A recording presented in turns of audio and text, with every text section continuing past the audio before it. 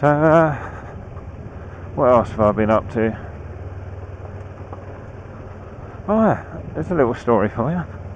I managed, while riding uptown to work, commuting, to get a huge blimmin' nail through my rear tyre.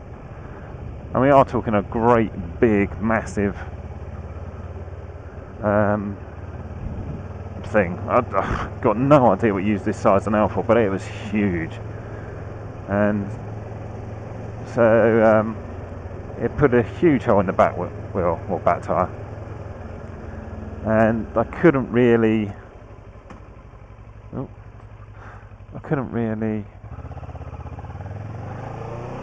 repair it, shall I say.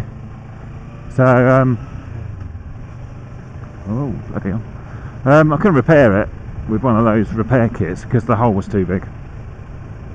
Or I could repair it and risk it, splitting or re-puncturing, and I didn't particularly want to do that. The annoying thing was there's only 1,500 miles on the tyre, so it was still relatively new, as it was a sports tourer. So it's got 4,000, 6,000 sort of range on that tyre I had. So that was really annoying. So I had to go and get a new one.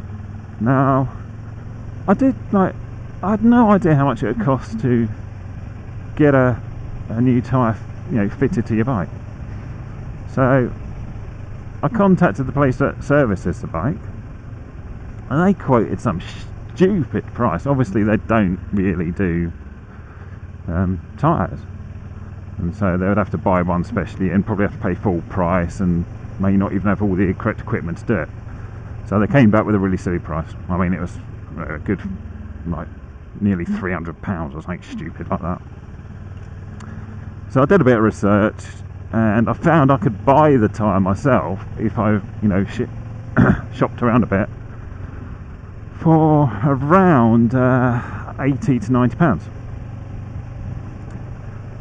But there'd be delivery costs on top of that, because the cheapest place was in Wales or something stupid. Squirrel. So what I did was contacted all the places that fit the tyres for you as well, to see the prices they would give me. Pretty little village with its own little playground. That's cool.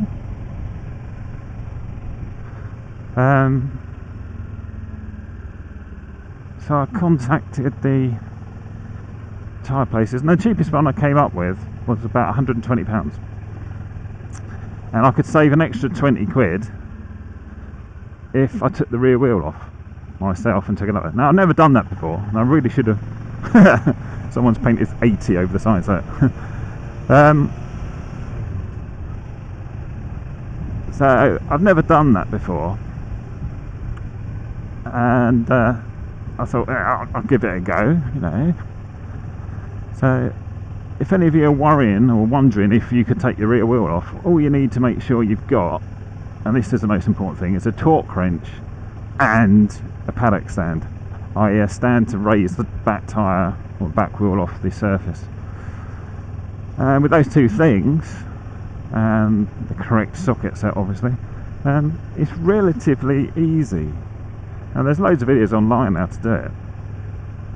But what I found, my top tip was to put it on its paddock stand and loosen it, and when you're taking the actual wheel off, is prop your feet or a can or something underneath the rear wheel to take its weight.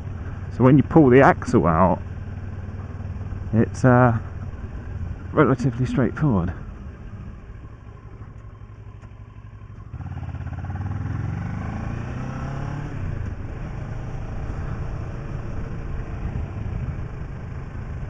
But yeah, it's what really got me is the difference of price.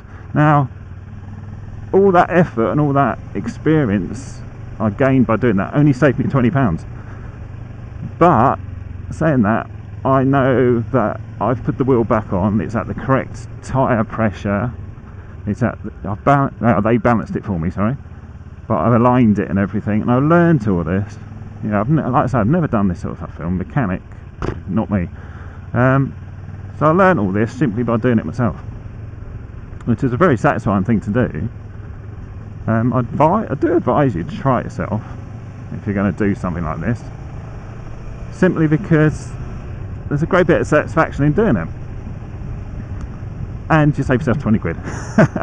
Now, in all honesty, if next time I'll probably just take the bike there if I can get it there, and pay the extra 20 quid. And it was stressful to actually do it, worrying that you've actually done it right, but very satisfying at the end of the time as well. What really forced me to actually do it myself was because the hole was so big in the tyre, even with the nail still left in it, if I pumped it up it just went flat straight away, so I couldn't physically get the bike to the repair shop without paying for it to be taken there, which would have cost me, 70 odd quid just for that. So that's the reason why I really braved it and took it all apart myself. And luckily enough I had the tools available, because a good torque wrench is going to knock you back 70-80 quid anyway, so, or above. So but it was something that's quite interesting to do. Get out the road, birdie, get out the road, birdie, get out the road, birdie.